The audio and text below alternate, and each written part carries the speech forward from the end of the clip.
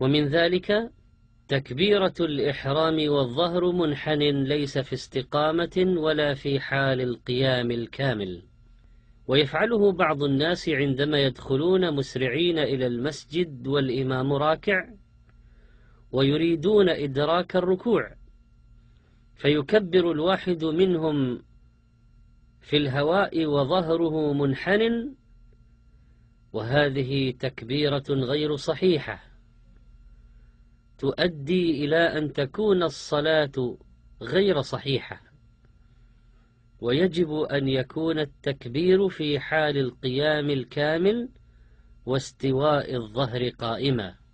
ومن الناس كذلك من لا يطمئن في صلاته البتة، ينقرها كنقر الغراب، وعدم الطمأنينة في الصلاة يجعل الصلاة غير مقبولة، بل كأنه لم يصلي أصلا، كما دل عليه حديث: ارجع فصل فإنك لم تصلي.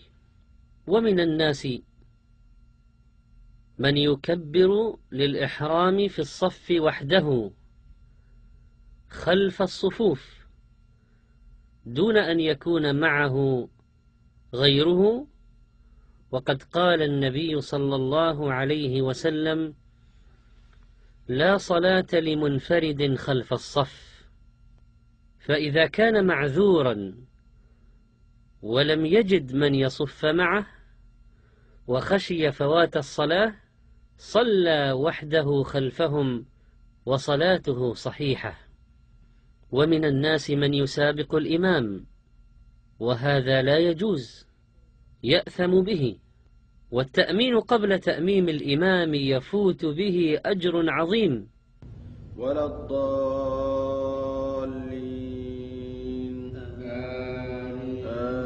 آمين. لأن من وافق تأمينه تأمين الملائكة التي تؤمن مع تأمين الإمام ولا الضالين آمين. فإنه يغفر له ما تقدم من ذنبه.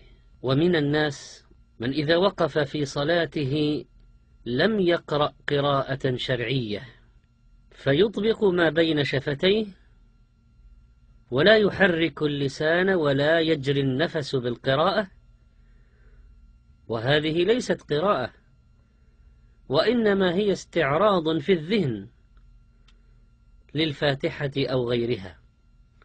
ومن الناس من لا يستوي ظهره في الركوع فيركع نصف ركوع وظهره ما بين القيام والركوع.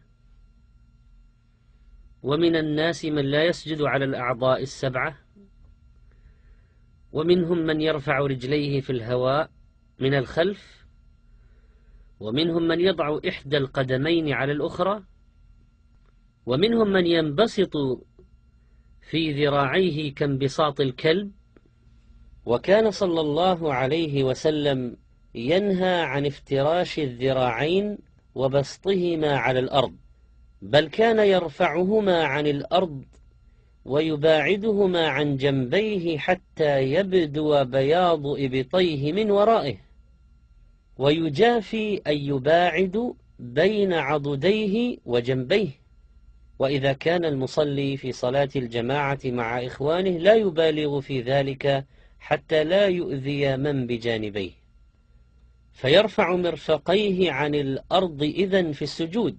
ومنهم من يستند على جدار أو عمود أثناء القيام، بحيث لو أزيل الجدار أو العمود سقط، فصلاته غير صحيحة لأنه ليس بقائم حينئذ. ومن الناس من لا يمكن أنفه من الأرض أثناء السجود فيرفعه عن الأرض.